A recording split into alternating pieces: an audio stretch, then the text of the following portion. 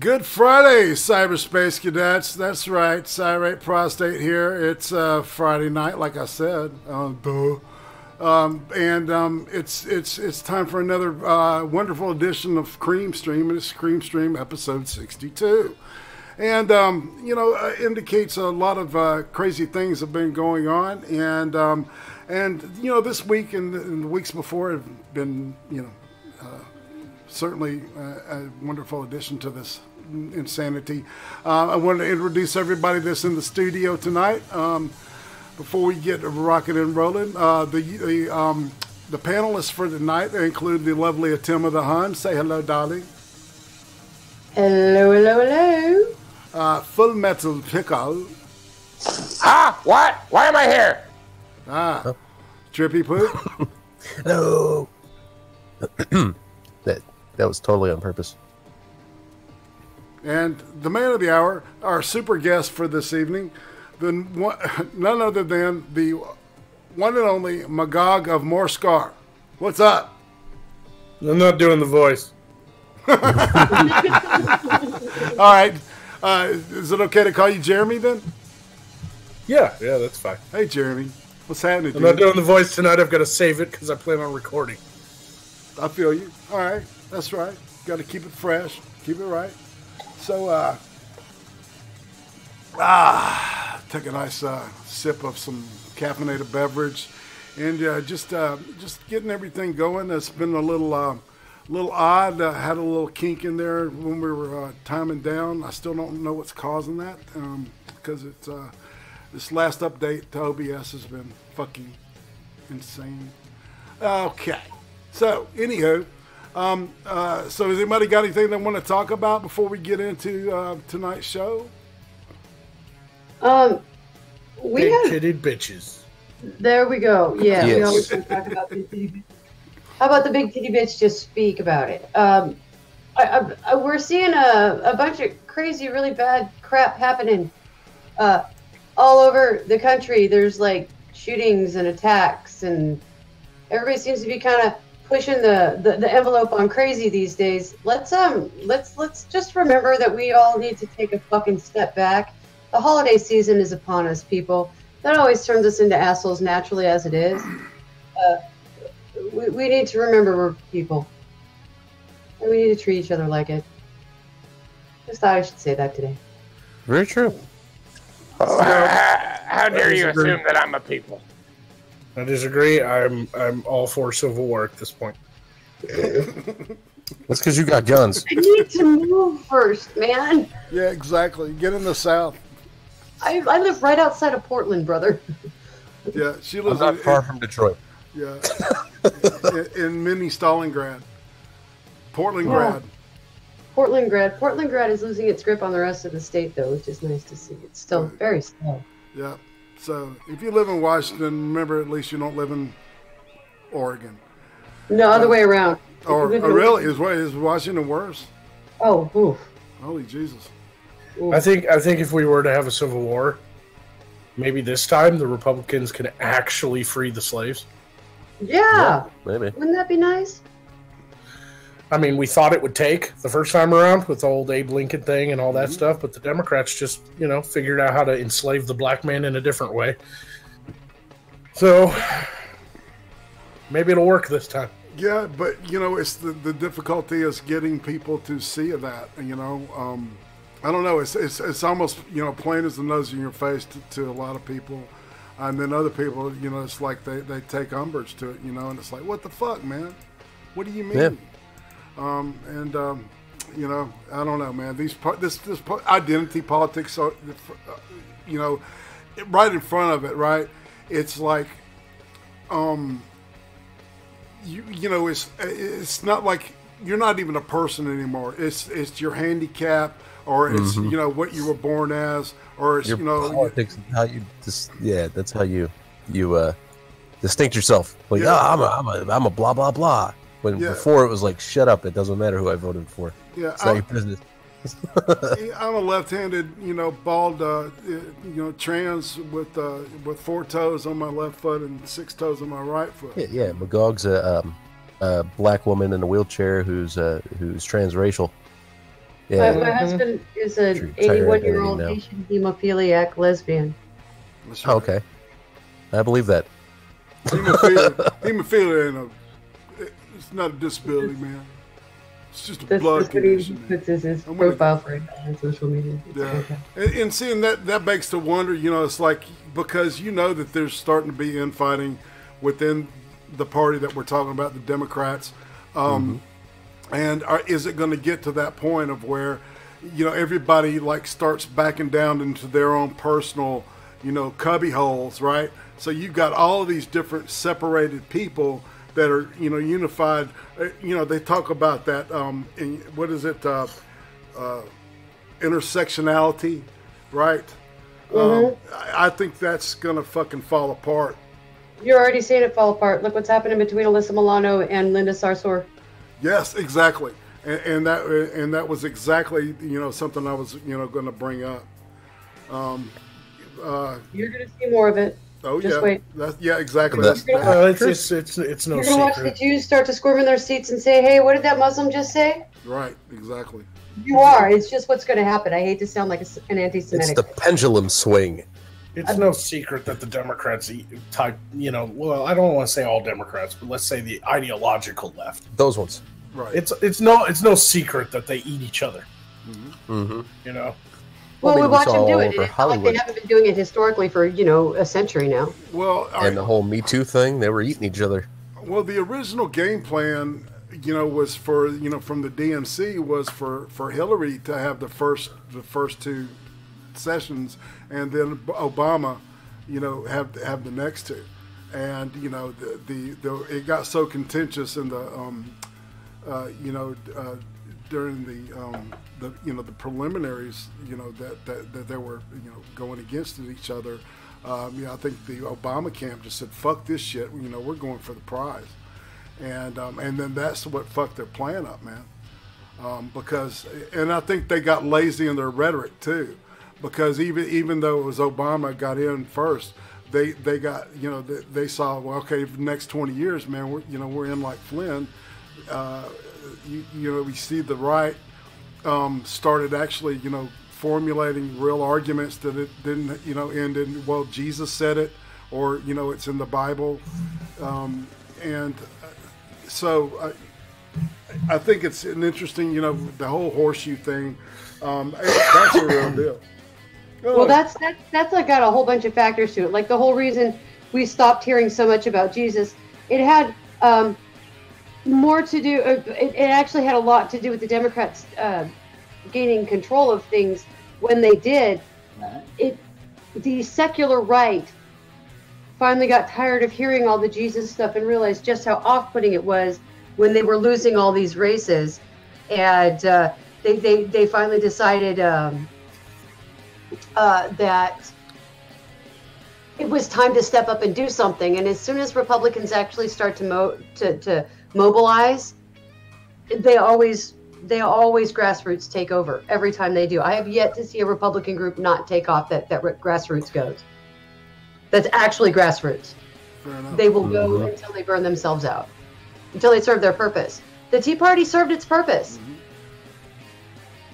Yep. And so, and then there's been like a week of all kinds of people like flinging poo at each other on this here interwebs. What's your take on that, Jeremy? What?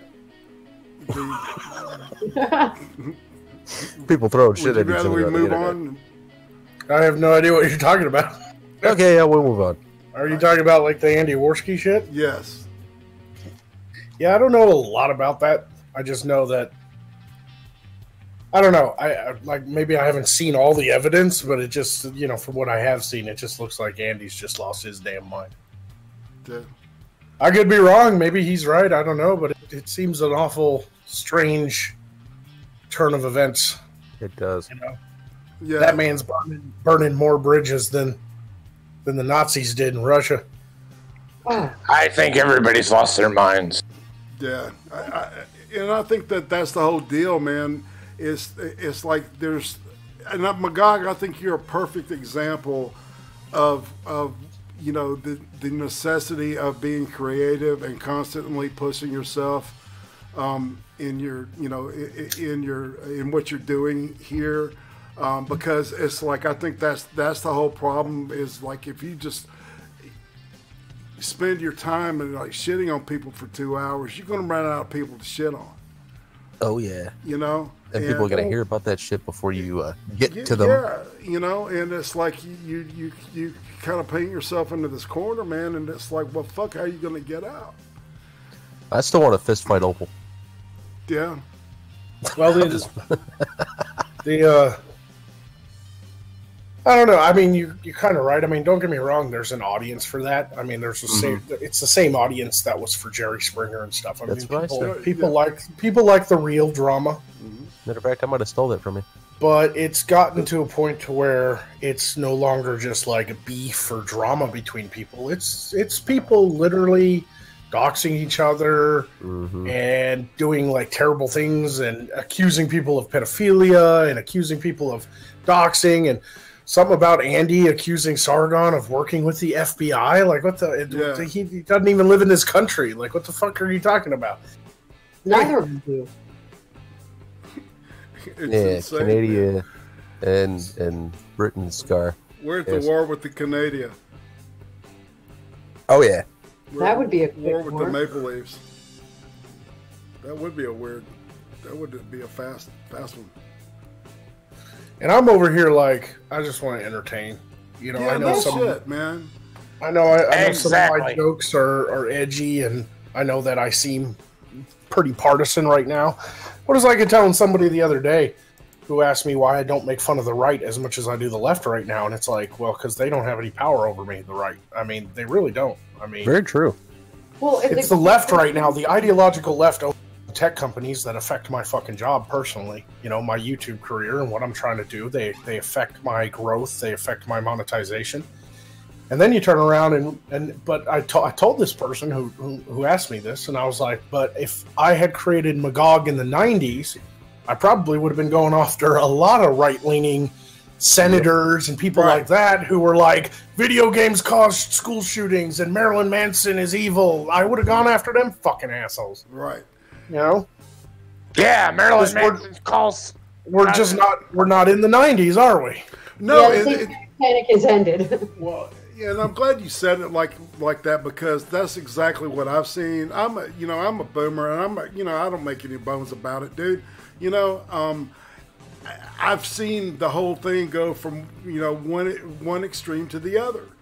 And it's still the same shit. It's this, you know, this one small chunk of people that don't want anybody to have any fucking fun. Nope. I mean, that's what it. But I mean, that's what it boils down to. There's like, no, if you know, you can't have fun, you can't enjoy anything because, you know, we don't want you to. Because there, you know, there's something inherently wrong with you getting pleasure out of, you know, in laughter. And then. Because right now the puritanical moral superiority is on the left. Yeah. And they're the ones going after free speech. So my argument is I've got to go after the ones that are going after free speech first. That's my top priority. Because I can't talk shit about any other side if free speech is destroyed. Exactly. So I can't even do what I want to do on anybody if free speech becomes the norm, or that, you know, this anti-free speech becomes the norm, and this like guilt by association becomes the norm, and you can have witch hunts just because somebody talked to another person who has the wrong opinion, you know, or whatever have you. You tear down free speech, I can't fight anybody.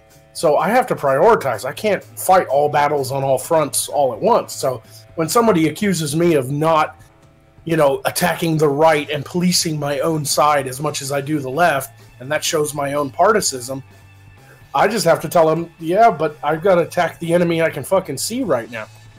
Yep. You know, I'm sorry, I don't care about alt-right neo-Nazis. One, they don't have no power. The only power they have is given to them by the left's fear of them, right? But they don't have any systemic power. I mean, somebody could say that Trump is an alt-right neo-Nazi, but I just don't see it. And Same. I think we all decided like around 1940s that Nazis are bad. Hell yeah. I thought that argument was done. Yeah. I think we already pretty much agreed on that one. And everybody's been losing their mind because Trump said he was a national. You know, oh, that's proof that he's a piece of shit racist. No, he didn't say white nationalist. He just said national. Right, and a nationalist is a person that loves their country. That's all. You know, back in the day, man, when I went to school, we said the president. What? You get a disagreement? Yeah, just a little disagreement there. That is not. All right, fire. The definition of somebody who loves their country is a patriot. A nationalist, it goes a little step further. It's somebody who believes in the superiority of their own country. Okay, yeah, you mean the political definition? Okay. Yeah, I mean, nationalist is a very specific political definition. It's not just somebody who loves their country. It's somebody who believes in the sovereign power of their country politically in the geopolitical climate of the world. Right. That is different than just a patriot, you know. And I just, you know, that's just a slight disagreement. I'm not trying to completely disagree with you because I don't think there's nothing inherently wrong with just being a nationalist. It's how far you go politically that makes you. I think nationalism is one of those words that's just been kind of tainted, kind of like liberal has. Like liberal doesn't mean what people think it means, but they still use it as an F word now. You know, right? Yeah, it's not like right, exactly, man. Because you know, I can't. I talk to people, right, and I don't know if anybody, you know, that I've ever talked to can totally agree with the platform of any given political party. You know, even though that most of their beliefs align with one or another, right? And because there's always a couple of things that, I mean, it's like you just have to just read it and say, well, no, that doesn't make sense to me, right? And so you know, and that, you know, that's why I can't affiliate with one party, man, because that's. But you got to look at, you know, who's making the most sense, right, at this point in time. And it's done a full flip, man. I have to say that the conclusion I've come to, and I've come to multiple conclusions, so I could be wrong about this, feel free to correct me, but it feels like in their mind, in the ideological left's mind, suddenly everybody who was a conservative or a Republican or anybody who's even right of center, suddenly what they truly believe, suddenly overnight became neo-Nazi white supremacists. Yep. Yeah. And I just don't understand how they can't look at themselves in the mirror and go, which one's more realistic? That these people over here just disagree with me on certain things. Right. Or that everybody literally became a neo-Nazi white nationalist overnight. Because Obama got into office, so all these white people became uncomfortable with black people because we had a black president. That is literally the thinking behind it, Magog. Thanks, Obama. Yeah, blame it on Obama. Thanks, Obama. Keep that That's what they said. Right, and now it's the total flip, right? Because of the quote flyover America. You know, made a decision to say, you know, really, you know, but voting for Trump wasn't really a vote for the Republican Party, right? Because I mean, vote for Trump, at best, looking at his behavior through the past, Trump is at best a center-leaning Democrat. He's a New York Republican, which basically makes him more Democratic than any other Republican out there. Right. And there are plenty of never-Trumpers that belong in the Republican Party. A vote for Trump was not a vote for the Republican Party, as much as it was a vote against literal Satan. Right. It's a vote against, right, the machine is what I call the machine, right? The old school, what they call the deep state now, I guess. You know, is that entrenched. No, that's giving her too much credit. Hillary was a money Democrat. We're talking old school 80s and 90s money Democrat, and people were tired of that. And money Democrat, you mean tax and spend, right? Pretty much backed by massive corporations, right? Exactly. And plus, and giving corporate, welfare on top of it. Mm-hmm. You know, it's really weird how that little reciprocation works. Now, you can equate that with a deep state motive if you want. I think that the deep state is a little more entrenched than that and goes back before Hillary. Oh, no, yeah. It's like, they've been doing business that way at least since the early 50s. And like I said, I don't want to give Hillary that. I don't want to bitch that much fucking credit. I don't think she has the brain for it. I would say it happened. The deep state is more like the intelligence community working with, with its own agendas and stuff like that to, subvert certain elected officials and things like that. That's deep state. That shit's been going on since the CIA was formed. That's deep state. And that was right after World War II, right after Truman, actually. Right. Yep. And that was all this stuff that Eisenhower was warning about, right? Exactly. The military-industrial. That military-industrial complex. Complex. That's the word. We've gotten into pretty deep discussion here, man. It's never fail with Mr. Magog's. No, man, and I love this, man. I like the way you're pushing me, man. Now I've come to another conclusion about the ideological left. Go ahead. And see if you guys agree with me. I take a look at these people, like the ones outside of Tucker Carlson's house and Antifa and, the BAM, by any means necessary, and people like that. I take a look at all of them. And then I branch it out even, and I start taking a look at, like, CNN journos and people who write these fucking articles, these clickbait things, and how they bitch and moan about fucking everything. And I came to one singular conclusion. All these people never got told no enough. Exactly. I think that may be part of it. Yeah. Plus, there was no spanking. As the type of kids who would throw a fit in Kmart and their mom would buy them the toy instead of whoop their fucking ass. Yeah, no shit, man. They never got told no, and then they go off to college and they didn't get told no there either. And then they get out into the real world and they start pushing their little agendas and all this and that. It builds on top of it. I'm not saying that's the excuse for everybody. Well, I'm not saying everybody on the left was raised wrong. But there is a building block there. There's a foundation. These people literally have never been told no enough. And so when Trump was elected and their person didn't win, that was the country saying no to them. Throwing a shit fit. Yeah, exactly. And they threw a fit. And they're still throwing a fit. And they threw a fucking tantrum, a 2-year fucking tantrum. Yep. They're still throwing it. What are you talking about? Yeah. What are you talking about? Why do you think they showed up at Tucker's house? They showed up at Tucker's house because they didn't get the blue wave they thought they were going to get. Because Republicans turned out because of Kavanaugh. Yep. Because every temper tantrum they've had has always blown up in their face. Because every responsible, normal human being on the planet looks at anybody having that kind of temper tantrum like a toddler. You can't look at them and rationally accept what they're doing. They're screaming threats at a woman in a house who... This family has openly declared that they are a no-gun household.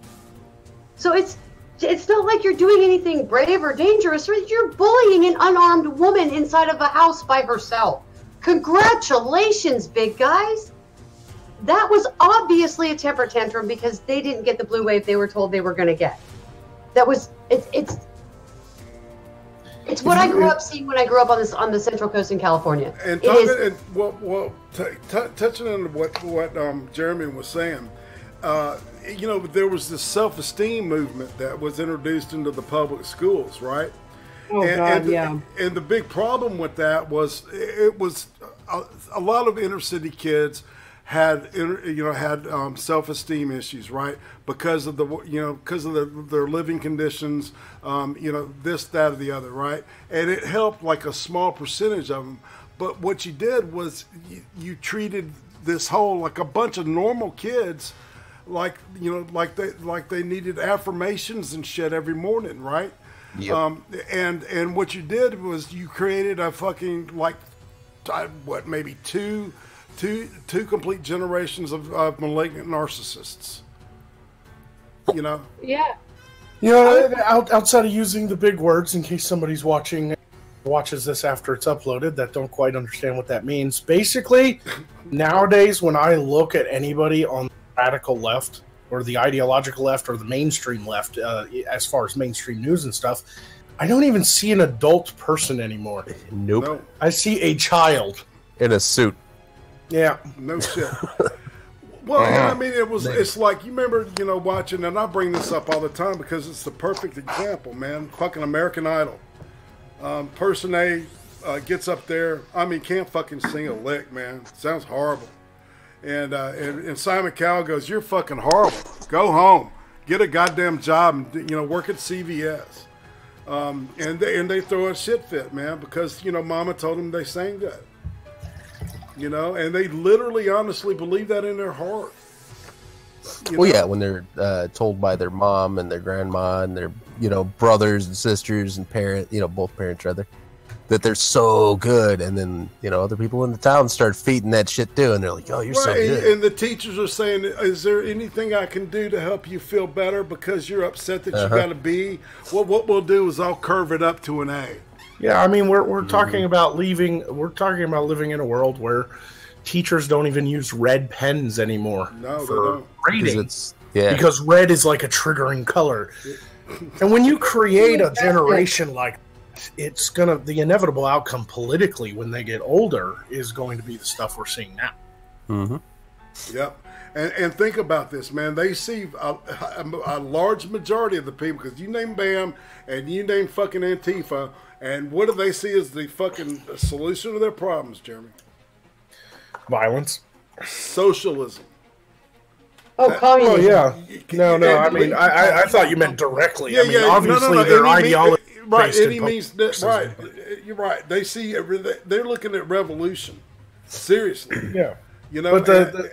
But that's where you get the socialism, is they've been told exactly and given everything their whole life since day one. Even in college, their teachers reaffirm that they're special people, that they're unique and they're special and they can't fail.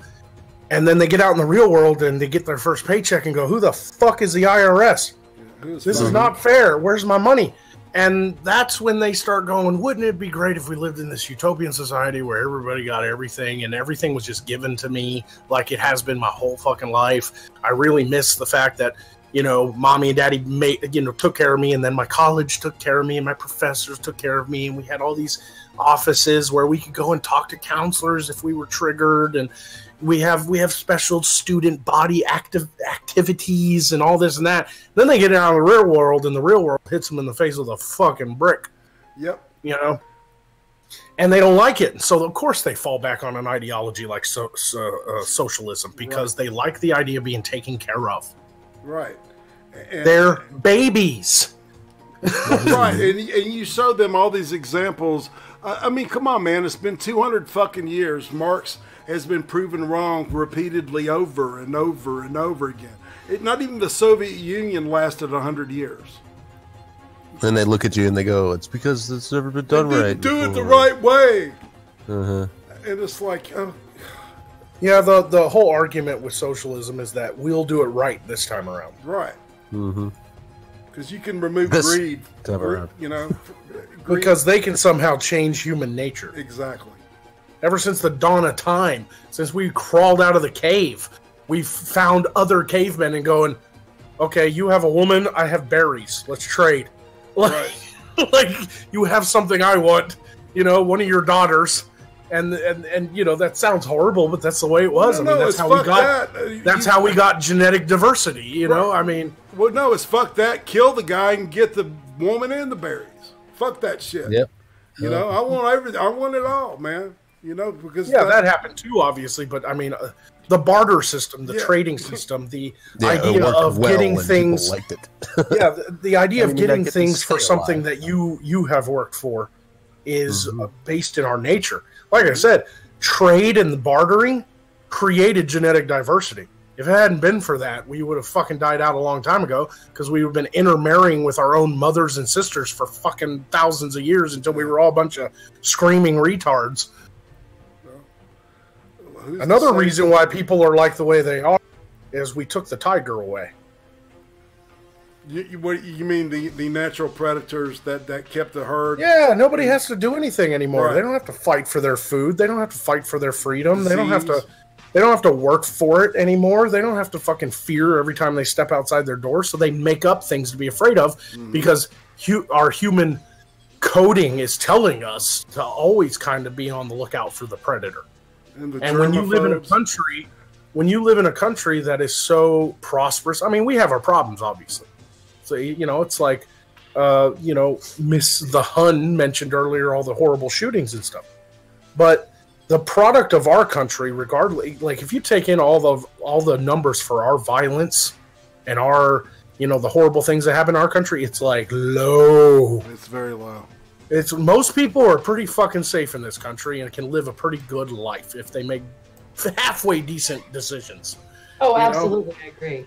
You know, we've taken the tiger away. We don't have to fight anything anymore. What are these people doing? They're inventing predators. Yep, you don't have to fight. Right. You don't have to go out hunting. Right. You know, make sure you use the hand sanitizer before you go out. You know. Do you really think like ancient Romans were worried about man spreading when the fucking Huns were at the gate? Fuck no. Well, I mean, did you wear a helmet when you rode a bicycle, Jeremy? Fuck no. See, exactly. I grew up in the 80s and 90s. What are you talking about? I swam in liquid shit. I'd go jump in the creek out back and go swimming, and it turned out the creek was a trench for sewer Holy water. Shit, I did too, man. God, I got my ass whipped, man. I did too. I went swimming in a fucking cesspit, man. Yeah, that boosted my immune system. I don't get sick anymore. Fuck that. Yeah, exactly, man. I fought a fucking AIDS and anthrax at the age of 4. Get cut, you put dirt in it, and move on, man. Yeah, I was so poor I couldn't even go fishing in a proper like pond and catch fish. We used to just dip rods, just throw our line in the back creek and go condom fishing. Yeah, you could drink out of the hose. I swear to God, one time I caught a black-ribbed nobbler that was like 4 feet long. You're like, damn, I'm gonna roll this all the way out. I swear I caught one time that was ribbed for her pleasure. That was a good catch. I took it to the taxidermist. Oh. Does it dance and sing a song for you too now? Take me to the river. Yeah. Stuffed. Shit. Still hanging up on his wall. But that really is the reality of the situation now. So right now, with us battling these ideas that are coming out of the radical left, that are being portrayed on mainstream media, that are forcing this kind of stuff on the mainstream, on the media, we're fighting the disease, or we're fighting the symptoms of the disease, not the disease itself. Absolutely. So, yeah, like right now we're battling the symptoms, but we know what the disease is, and the disease has been what we're talking about. We've removed any natural predator from pretty much everybody's life. We've created an entire, 2 generations that have never heard the word fucking no, who got participation trophies and pretty much had their hand held all the way through, from youth all the way through college. Exactly.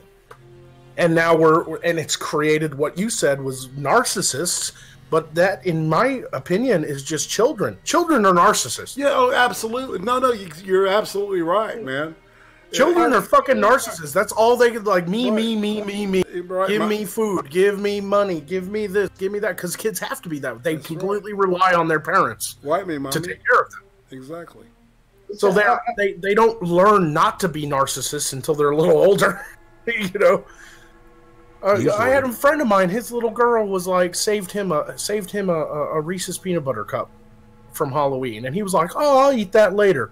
So he put it in the fridge, and she ate all her candy, but she gave him a Reese's peanut butter cup, and he thought it was so cute. So he put it in the fridge, and like a day later, he went to the fridge, was like, "Man, I'm really feeling a peanut butter cup." He opened up the fridge, it was gone. He was like, he turned to her, and he was like, "Why'd you eat my peanut butter cup?" She's like, "You didn't eat it." You little bastard. Yeah. But see, that's part of natural human development. You know, it's like it's okay when kids are narcissists. Exactly. They're supposed to be. Exactly. But you're supposed to grow out of that type of narcissism. Exactly. These people didn't. Right. And won't and refuse to. And that's why you're getting colleges like Yale and Brown and that have like safe space rooms where people can like color and watch puppies on television to be de-triggered right, by so something they've seen on campus. Right, so they can be 3 years old when they're paying. So they can be, they can be a child again. Like $60,000 a year to suck their thumb. Mm-hmm. For fuck's sake, man! It's like, you know, and then you've got their professors and shit who are these fucking hippies, you know, that still believe in the bullshit, hippie bullshit that created, these ideas like the self-esteem movement and shit. This interesting, the story of how all that happened, because it came from a politician, of all things. You would think it would came from maybe psychology or something. No, it came from a politician. But that story is long, and there's a book you can read. It's really good, but it talks about how that happened. Anyhow, yeah. So we're looking at a mess, man. It's in this country. I mean, think about the people that went through, like my grandmother. She lived through the fucking Great Depression. She gave birth to children that fought in World War II. And she lived to be 94 years old. Me, I've got a pair of titanium hips, and I've got a plastic heart valve and plastic aorta, right? I should have been dead like years ago, you know? Yeah, you would have died if it had been the 1940s. Exactly. They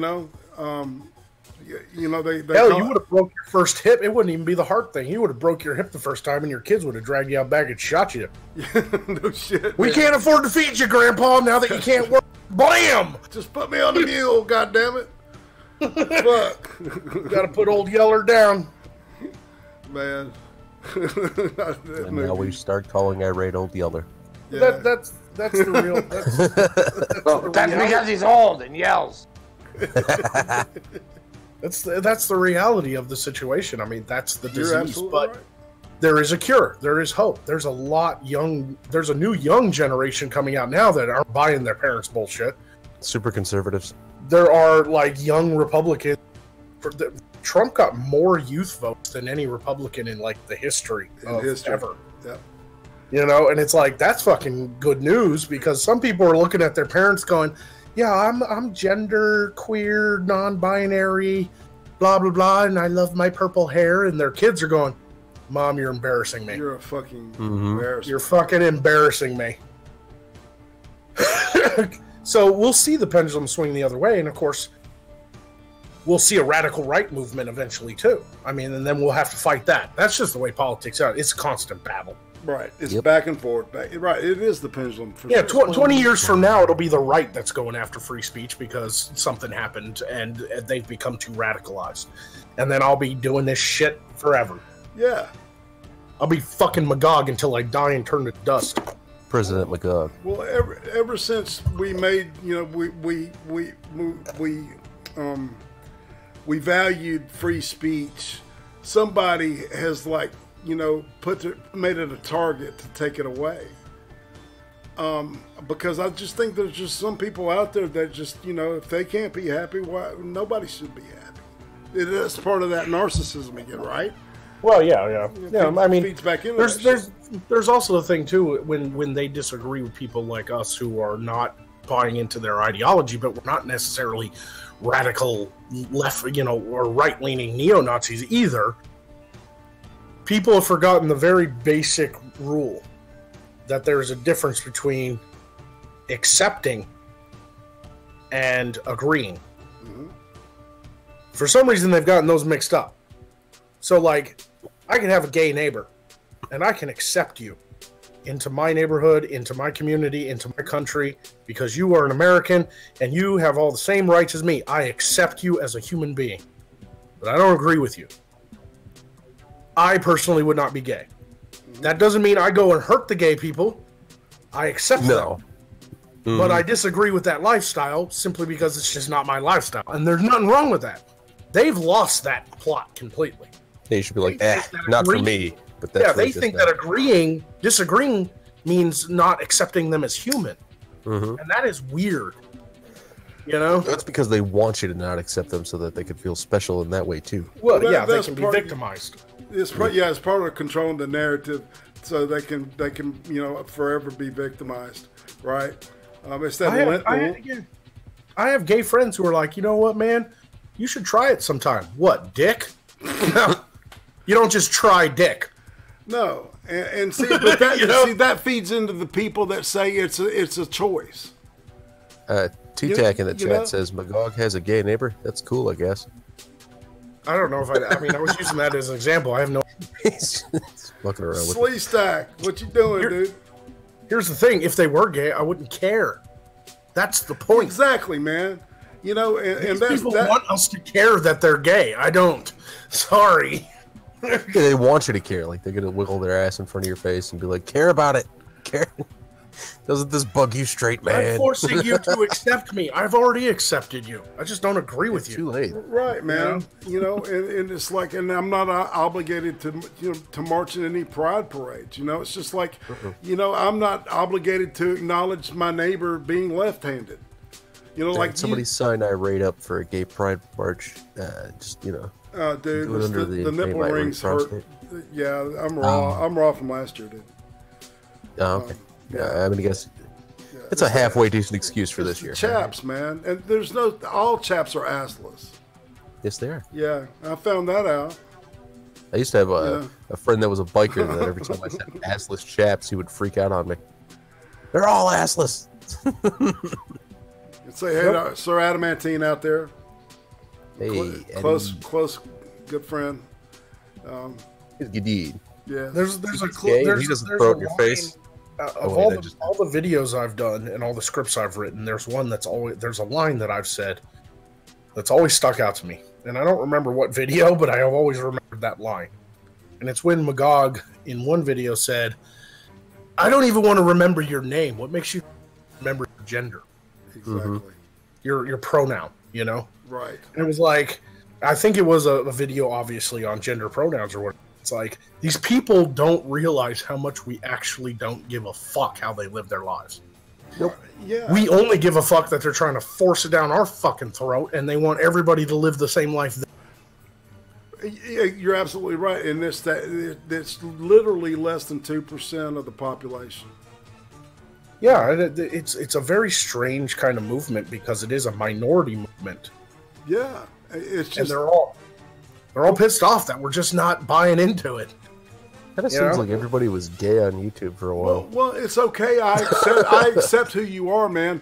But when you tell me I have to change my behavior to accommodate you, I mean, if it's like, I have to like put up with walking a ramp so somebody that's legitimately can't walk up, the stairs, I can do that, man. That's an accommodation that makes sense. Yeah, that's a physical accommodation. Right, but if you're making me change my language, right, which leads to people changing thoughts, right? That's the next step is all right, I've got you changing your language. Now you need to look at that language because that language comes from your thought, right?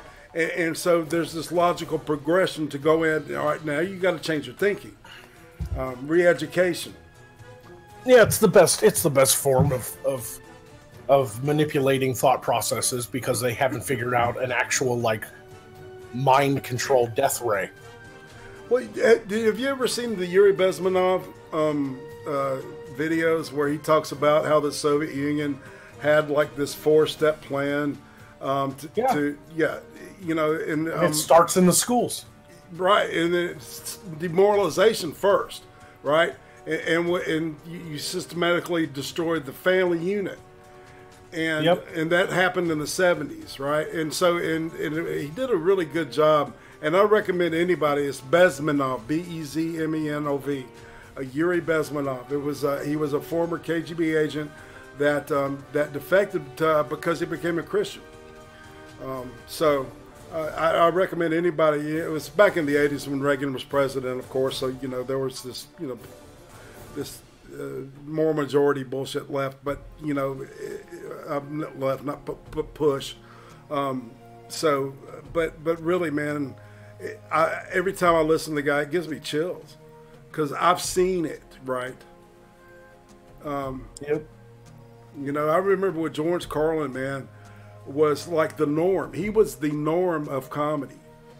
and then he became an outsider. Imagine what they would want him to be, you know.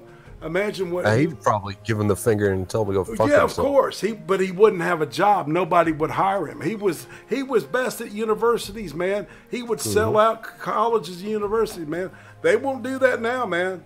There's hardly any comic that'll go to a university today because of that very fact that their language. I think even Jerry Seinfeld said he doesn't want to do colleges or anything. No, he definitely said that. He said it's ridiculous. It's fucked up. You're gonna get ate up.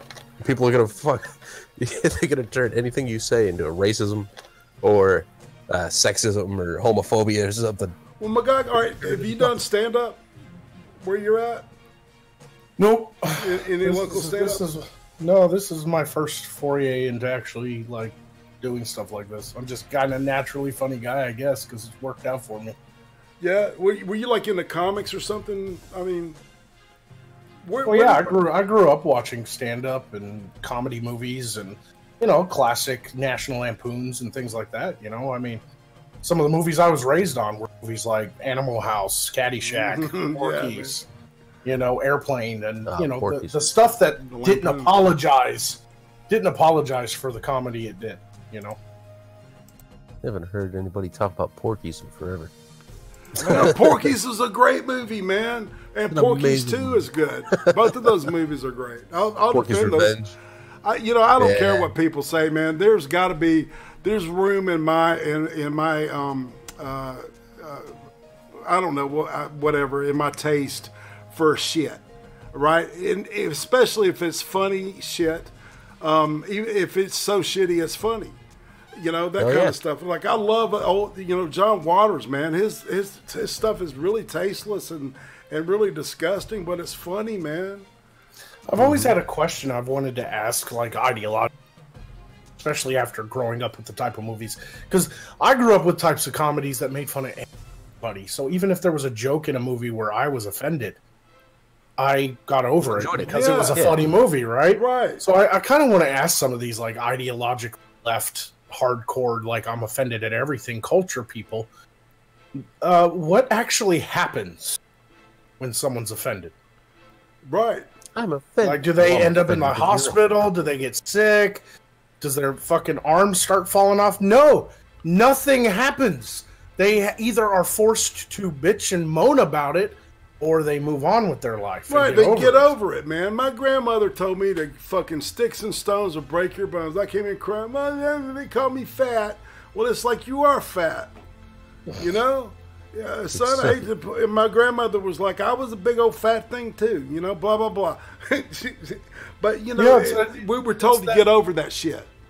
Now, don't get me wrong, people can still be kind to one another. No, Exactly. That's fine. It's a certain amount of respect. I grew up in the South where you hold the door for people. You say yes, sir, and no, ma'am. And me too, man. Yes, ma'am, and no, sir, and things like that. But at the end of the day, you offend somebody. What have you really done?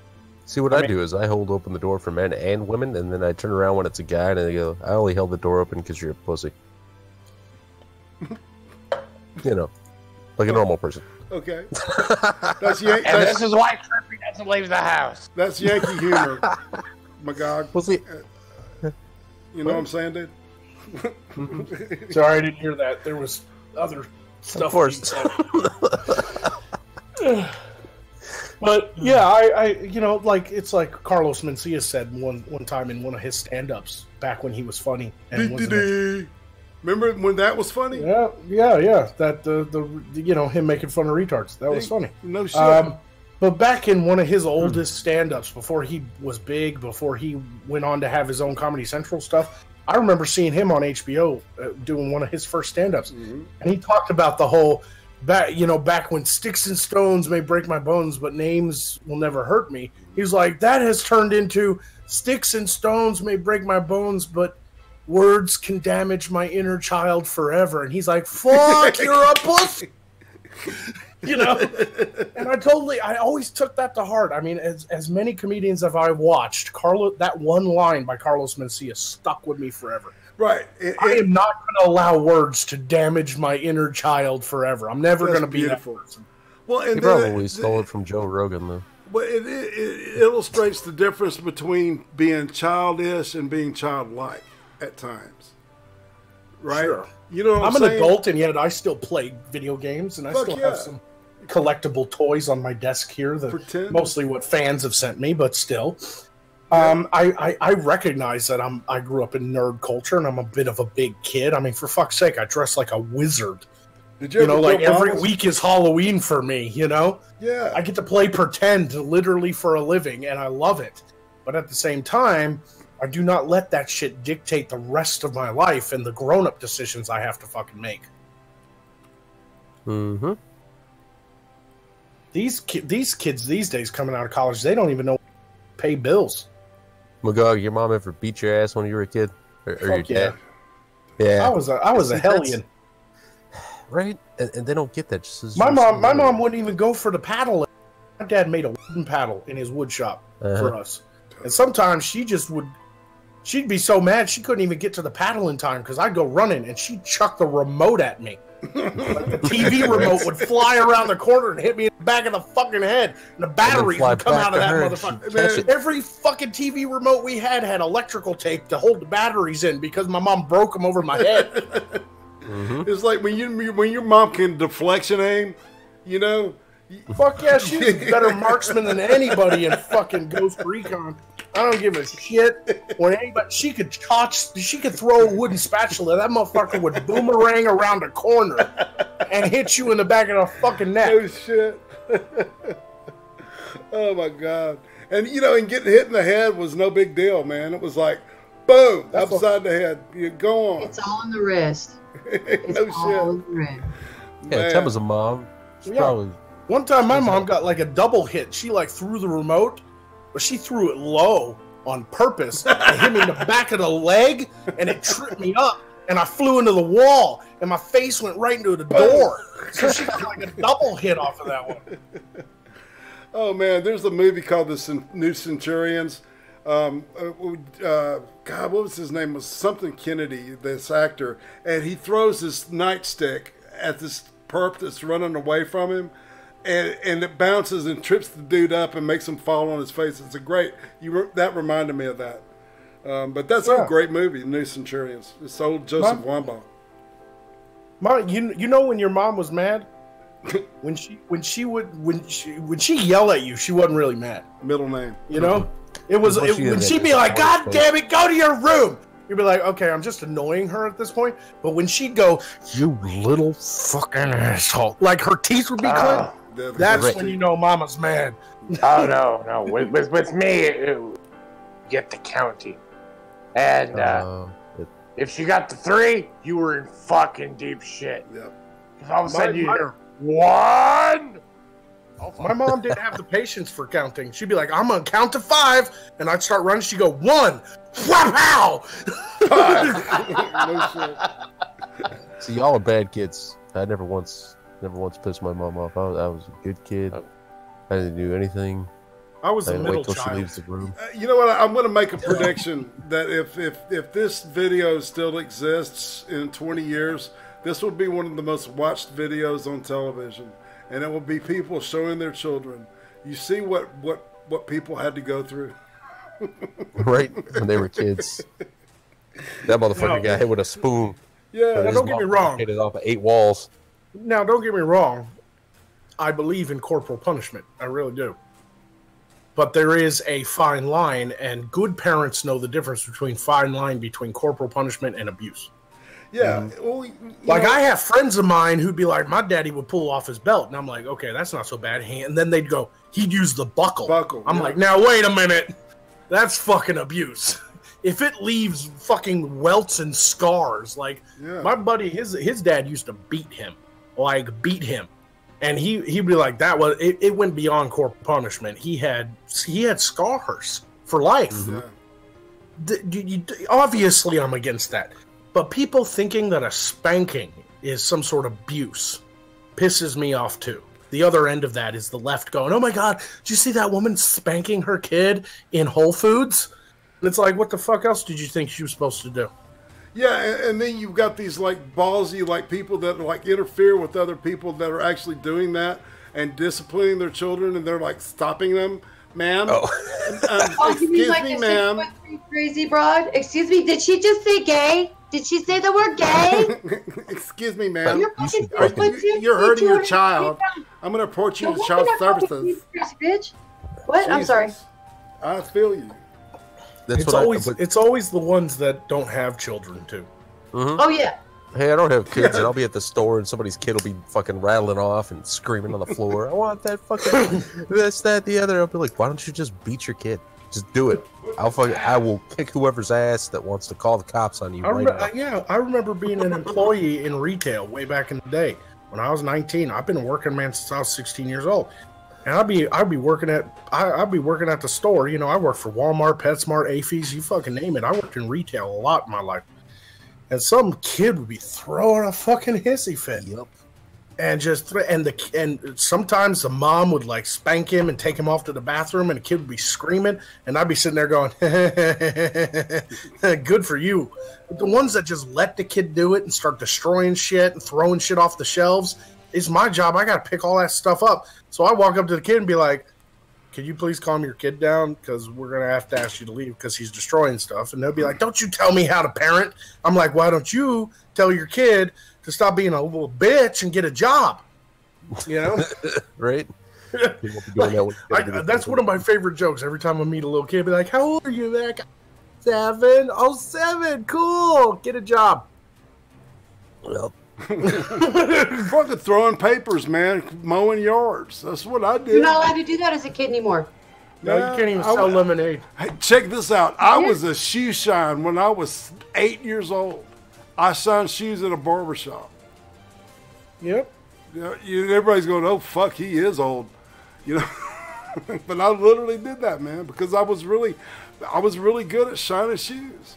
Yeah, but modern like child labor laws prevent kids from ever having jobs like that. So when I say I've worked since I was 16, that's when I was legally allowed to work at like an actual store.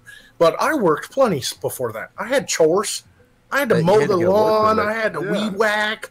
I had to fucking cut bushes down. And I had to trim my mom's roses, and them motherfuckers hurt. Yep. You know?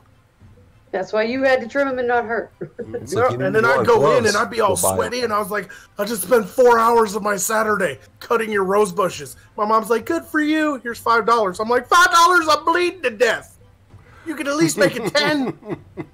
Jesus. $5. I guess I'll go buy Band-Aids. I remember this one time. I got a great story. My cousin and I, this lady wanted us to, I mean, it was a huge chicken coop full of chicken shit. I mean, it was literally like, I would say like up over the knee, right? And so, and it took us all fucking day to get that chicken shit all shoveled out there. It was sticking to us. We were breathing it, and it was nasty and shit. And she said she was going to pay us good, right? You know what we got paid at the end of that day? $3.75. We each got a bag of M&Ms, the small kind. Oh. I remember that old fucking cheap bitch to this day, man. But you know, it wasn't worth it. It was worth it, man. Yeah, exactly. Yeah.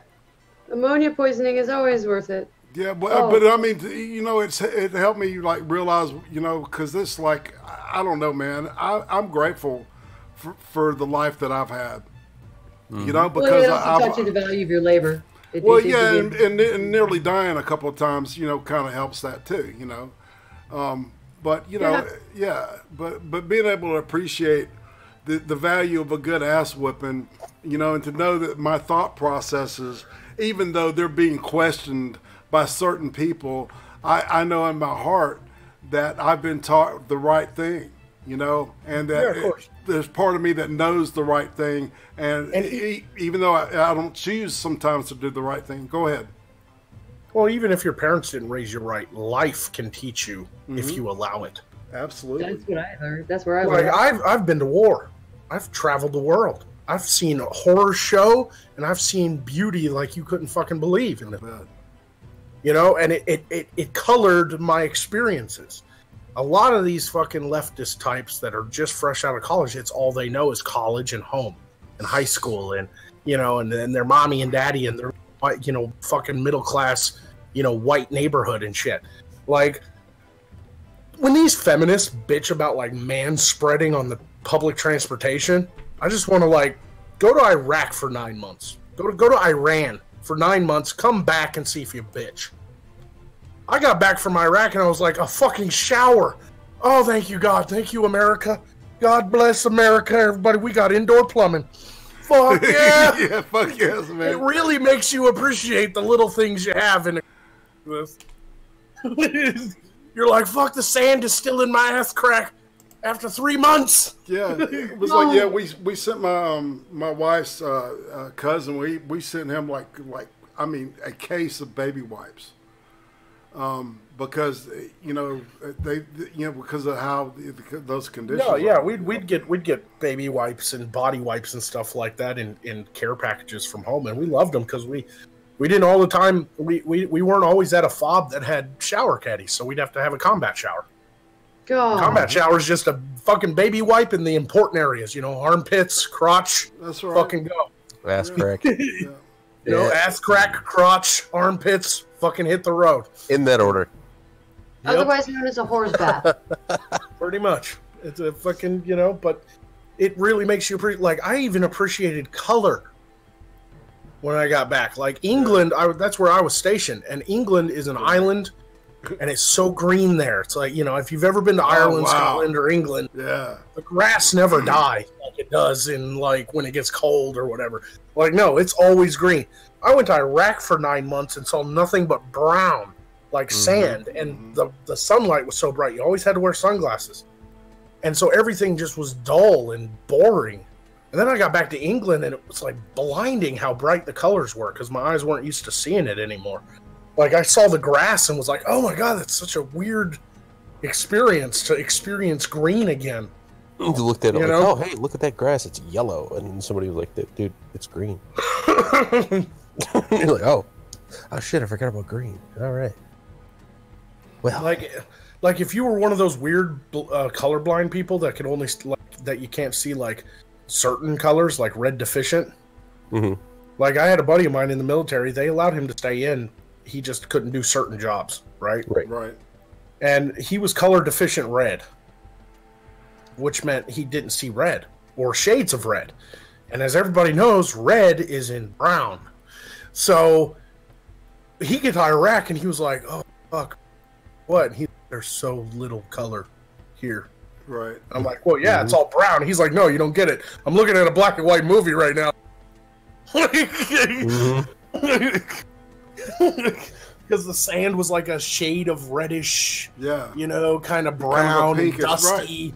Yeah, and it's just kind of like, he was just like, the whole landscape's black and white, but there's people walking by with color on them. It's so weird. He had a joke. He was like, I deployed to Sin City. The movies? Yeah. He used to say that. I deployed to Sin City. Parts of it's black and white, parts of it are colored.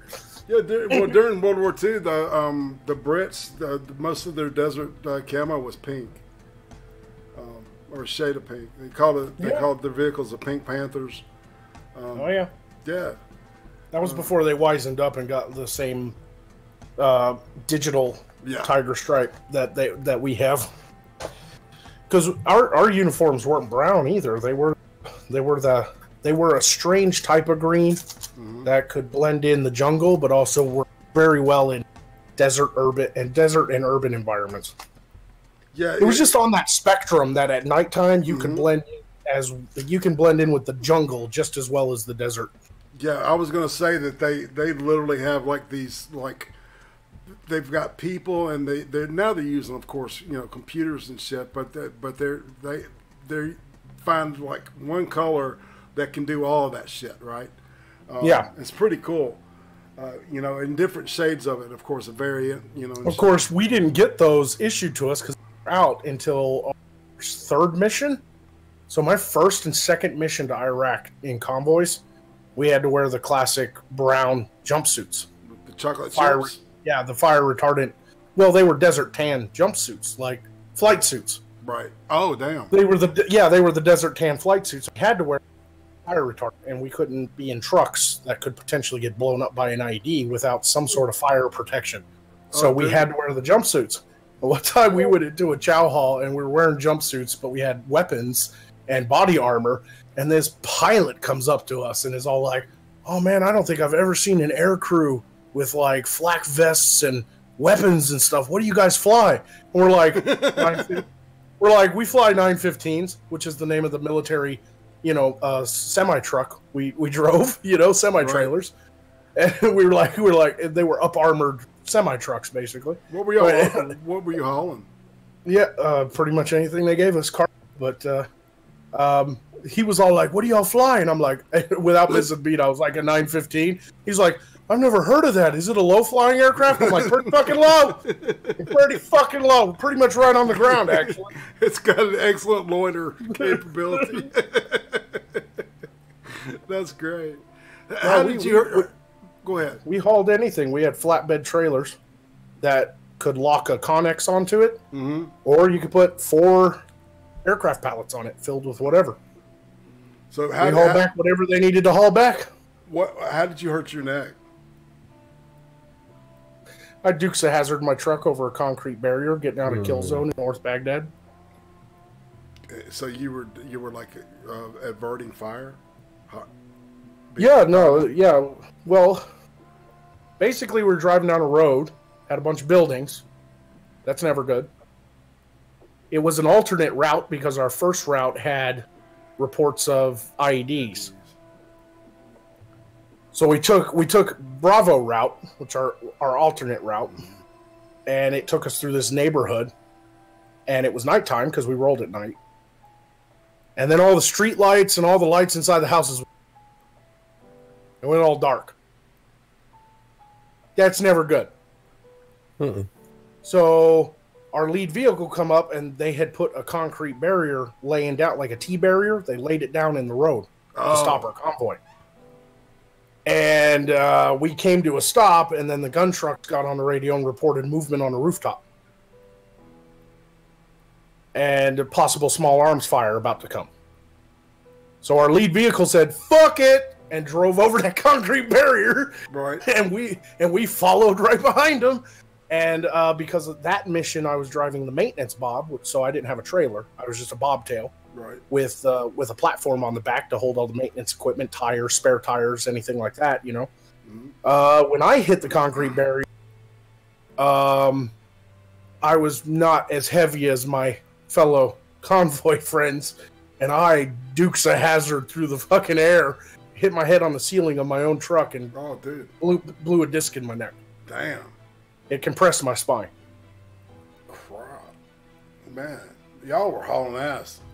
Yeah, by the time I hit, because everybody moves, they started hitting the gas, and so by the time I hit the gas, everybody way into the convoy. And so I was going like 40 when I hit that fucking thing.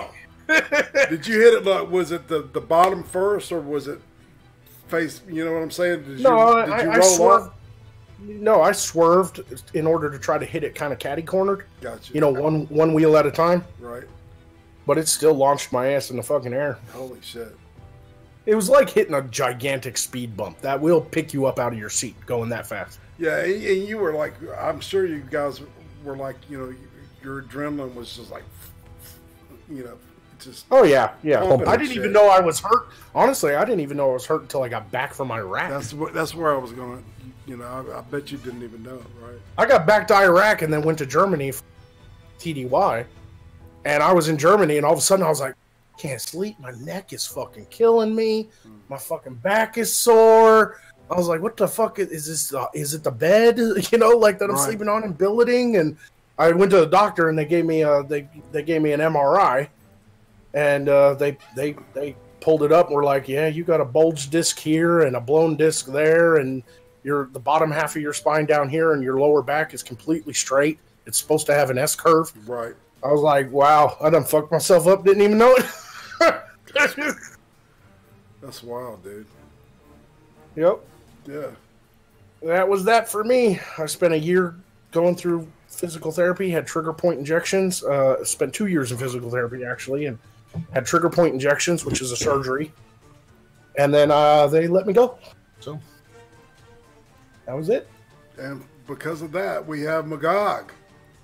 We have the great adventures and the opinions and the. I love it, man. I love it. All the things all the little things that had to happen in my life lead me to the moment that I became a wizard on YouTube. Mm-hmm. It's fascinating. If you look back through everything I've done in my life. Man. That's kind of, you know, it's like when you look, you know, in retrospect, you know, at the path that gets you to where you're at right now. You know, it's like almost those times it seemed like that there were like you were like going, what the fuck? You know, it's almost like Job or some shit like that, right? And, and then you see that as maybe a way to gauge how good you're feeling, you know, at a certain point. I don't know. It's really weird. If you don't mind, I'd like to clarify something. Please, Bubba. Because I have told that story before on live streams, and I want people to understand, anybody watching now, that when I tell that story, I say that I hurt my neck getting out of a kill zone. Okay? We did not take small arms fire that night. There was no kill zone. It was a possible kill zone. Right. It sounded like it was a setup, man. The reason why I call it a kill zone, the team got hit in that exact same street a week later. Yeah. So it's almost like we were the test. Right. You were the test for the box. Right. Right. Watch to see how you act and use that on the... Yeah, exactly. Even though we reported it and told others to stay out of that area, shit happens, you know? Right.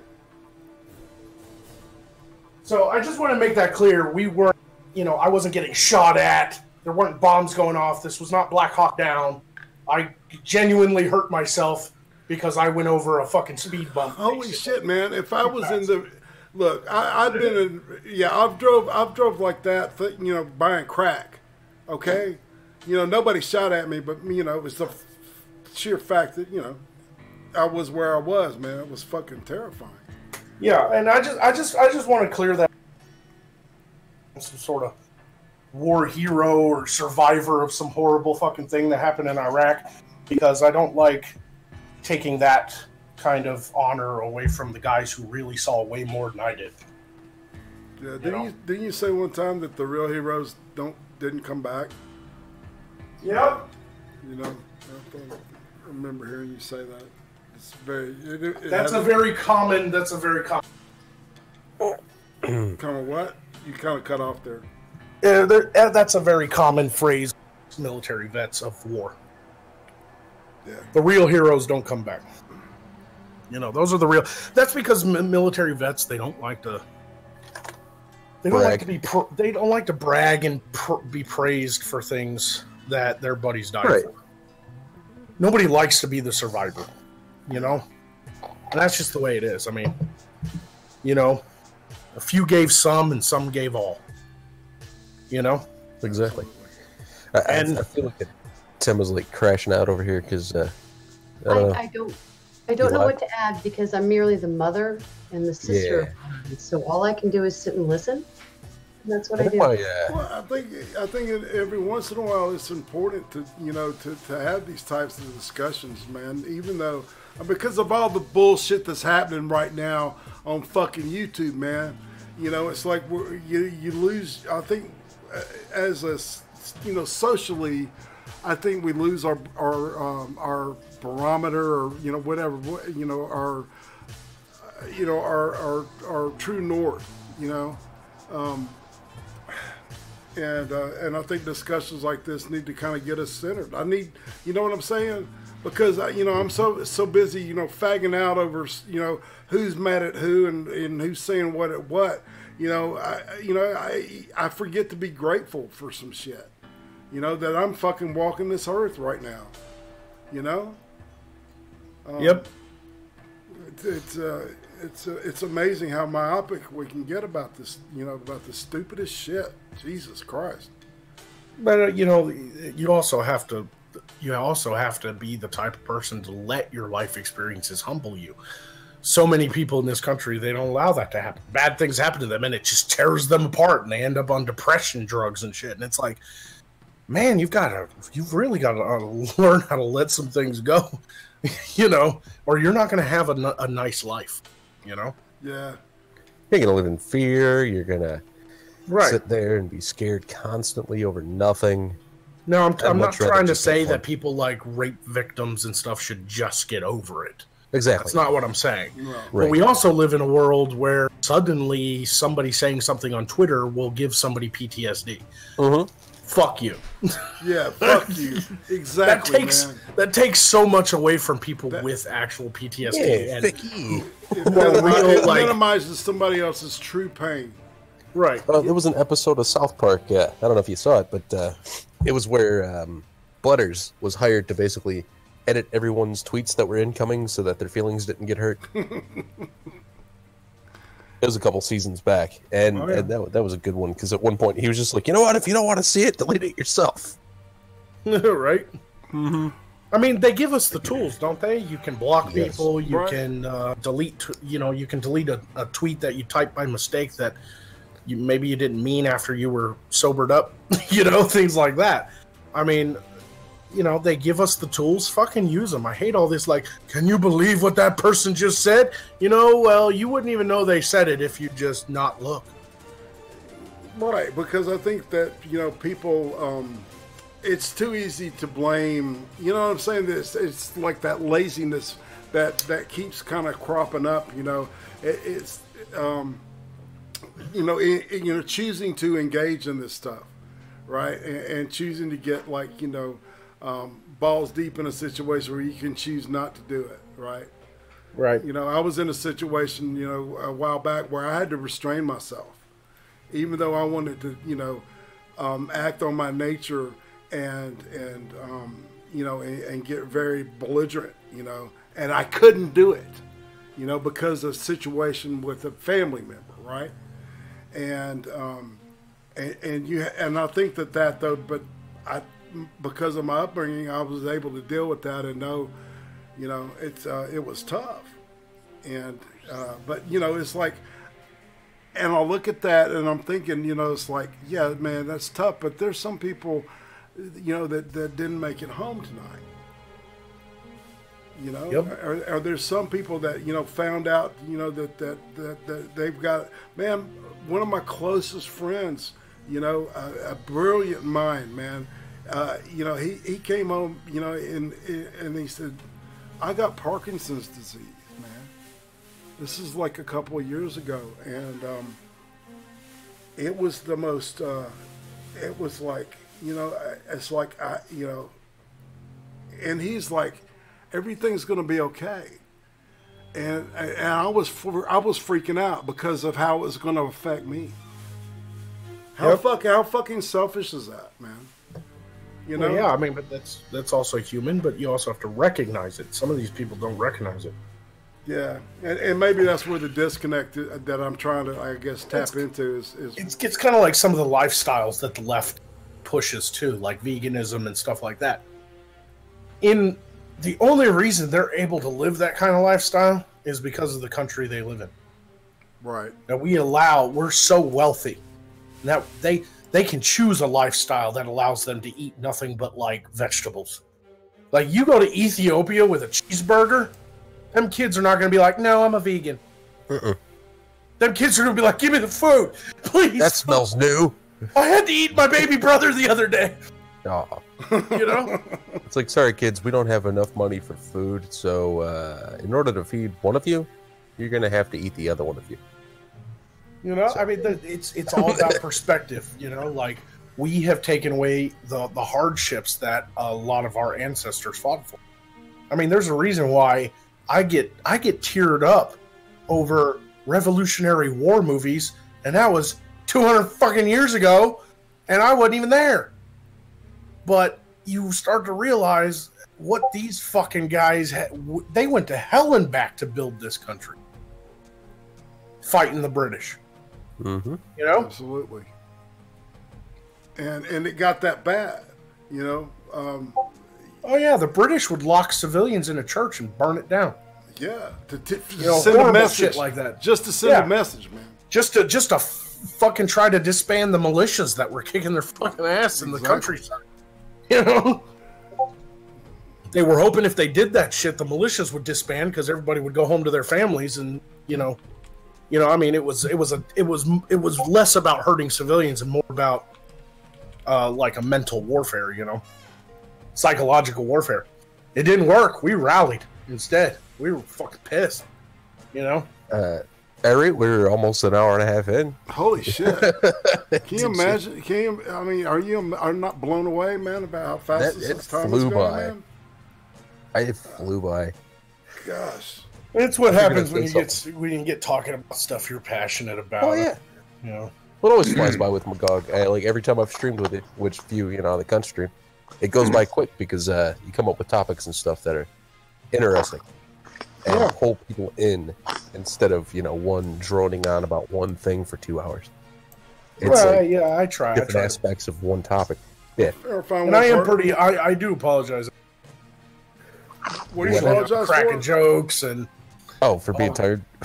Yeah, tonight I'm a little more talking like my normal self, and I'm not cracking as many jokes and stuff.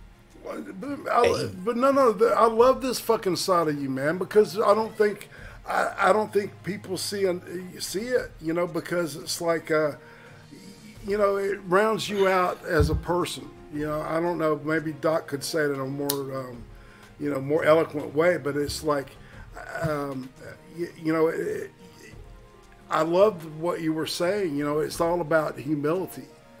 You know, and a lot of people hear that word and they think humiliation, and it's like, no. There's a humongous difference between what he's it's like being humble. Right. Well, you know, I try to just be myself when I'm out of character and stuff like that, because people have to also understand there is that other side of me that's not the insult comedian that's out to hurt people's feelings. Because essentially that's what I do for a living now, is hurt people's feelings. Right. For some reason. I've always felt that doing Magog was kind of tough love. I wasn't out to actually hurt somebody. Right. You know, it's like a spanking. They come to your video and they watch it. Right, like, oh, my ass cheek. Ow, that thing I believed in, it just got ripped apart by this guy. But you know, I never get on that. Like, some people are really horrible on the internet. And you know, there was like that one weird stalker guy that went after Weibo just because she had one fucking circumcision joke in a video. And he's one of these hardcore anti-circumcision. He started doing shit like when her grandfather died, he was all like, he probably died out of shame for you. I would never say anything like that. Christ. Oh, God. I would never say anything like, as big an asshole on the internet as I ever say something like that. You know, I did a really good interview with her last week, man. You might want to check it out because she went real deep and personal in that, man. It was really good. Yeah, I heard it was a very good one. I didn't get the chance to watch it because I'm a jackass. She is so cool, man, and she's had a lot of stuff that a lot of people would have, you know, given up and you know, kind of, you know what I'm saying? She's a perfect example of these young people that you were talking about, Magog. You know, I think she's an outstanding. No. Yeah, for somebody who's so young, she's got a good head on her shoulders. No shit. That's why I wanted her for my show, too. Because she's also funny. She's very talented. And she shows up on time. She's very charismatic. Yes. Yep. And I'm really happy that I got her and Angie and Barian for my side quest, you know? Yeah. Hell yeah. Yeah. You guys make a good... and that's another fun show. So, well, all right, so before we get out of here, we usually chill. So what do you want to... you know, sell. What do you want to sell for tonight, dude? What are you shilling tonight? Muster. Okay, I'm gonna stop. You've been smoking. Are you talking to me? Yes, sir. You know, just Magog and Moreskar. You guys have my channel link in the description. Looks like so. So you got something new you're going to try to crank out tonight? So tomorrow or later tonight? Yeah, maybe.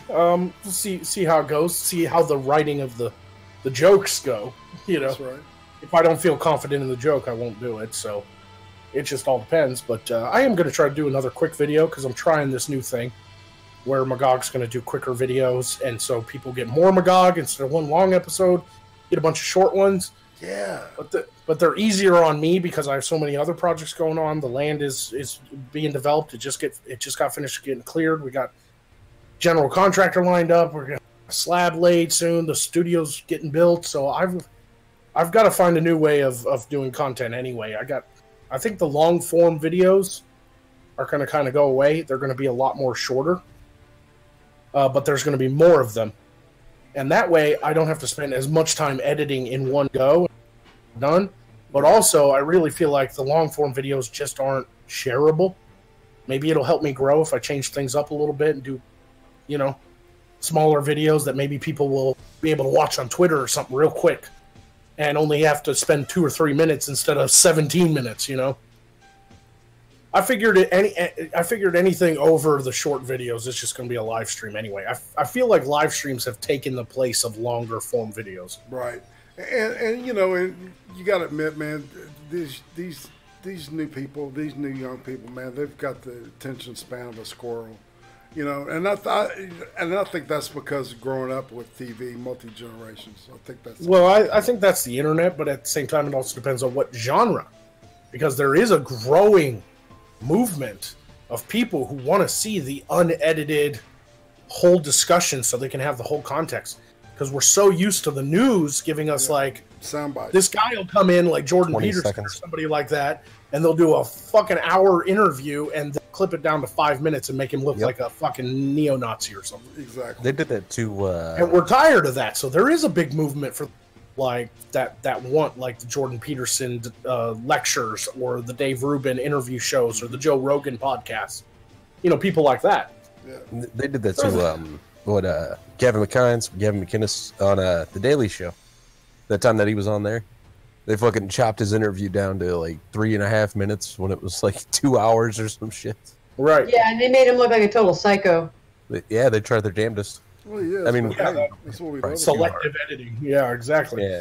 So I think it's just a balance of both. Like, I think if you do longer form videos and streams, people don't feel like they're getting a full experience.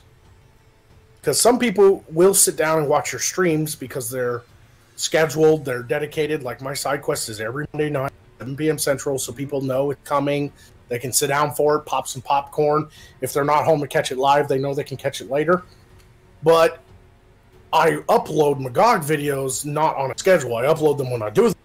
So some people will get the alert that I got a new video, but they've only got 15 minutes on their lunch break and the video's 21 minutes, you know? So, you know, I'm trying to just kind of balance it out. If I'm going to be doing live streams, which are 2 hours long, I think that my recorded stuff should be quicker, you know?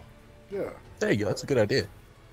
Yeah. And I think for me personally, cutting the streams down to an hour and a half has been good for me. Because it's actually given me room to work on different stuff, and it's helped with my creative juices because I've got this new idea I'm working on. So, you know, anywho,